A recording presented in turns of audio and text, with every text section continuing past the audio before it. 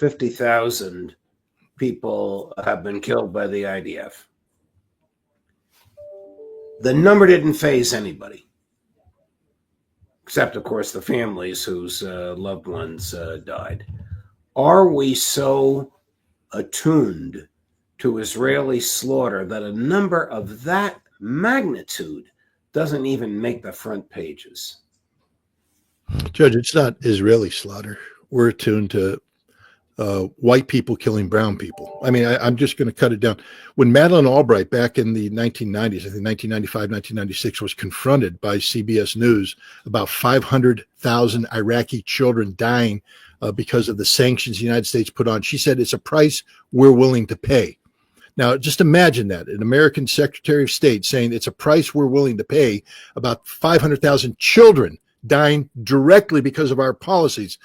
Now, if these were 500,000 Kosovo children or Albanians or white kids from Europe, America would be up in arms, the world would be up in arms, because you can't kill that many white people. You're not allowed to kill that many white people unless they're Ukrainians, and then apparently you can kill 1.1 million of them. But those are soldiers, not civilians. The idea of going in and bombing white civilians and killing them in this numbers is unacceptable. We do it to brown people all the time. We don't view brown people as being human beings. It's God's honest truth. Here in America, we don't. We don't equate black lives to be the equivalent of white lives. We're used to having black, the numbers of black health figures skewed out. And we say, well, that's just their problem. Their problem. They're human beings. It's our problem, a collective problem. It's the same thing we have when it comes to Arab Americans. We don't care.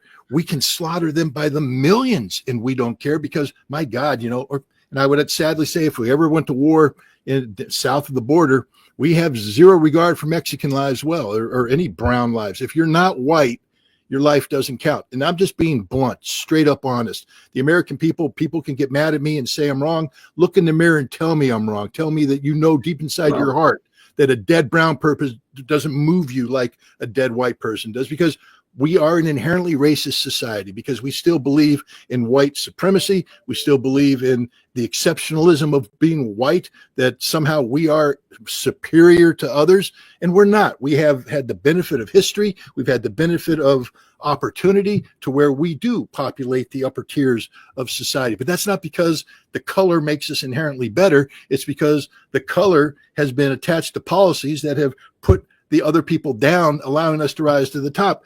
And it translates into foreign policy. We would not allow Americans to bomb white people the way we're bombing Yemenis. And we wouldn't allow Americans to talk about putting nuclear weapons on nations populated by white people the way we're talking about the potential of nuclear. And I have to tell you, the whole Iraq experience exposed the racism of the United States. We just allowed that nation to be eviscerated, gutted, slaughtered, murdered, and nobody blinked an eye. The numbers just didn't cause any concern on the part of America. 500,000 Iraqi children. That's a price we're willing to pay. And if any American is okay with that or doesn't condemn it, we now know what the problem is. Right. I mean, history teaches that the analysis you just gave us is sadly a correct one. We don't even have to go back through all the historical examples of this. When President Trump said we'll turn Gaza into Riviera in the Middle East and we'll just find another place for these people to live, your argument is this would never happen if the Gazans were white. If we said we're going to turn Odessa into the Riviera, we'll just find a way to put those 5 million white Ukraine. We'll displace them. We don't care. Wouldn't happen. We don't treat white people the way we treat brown people.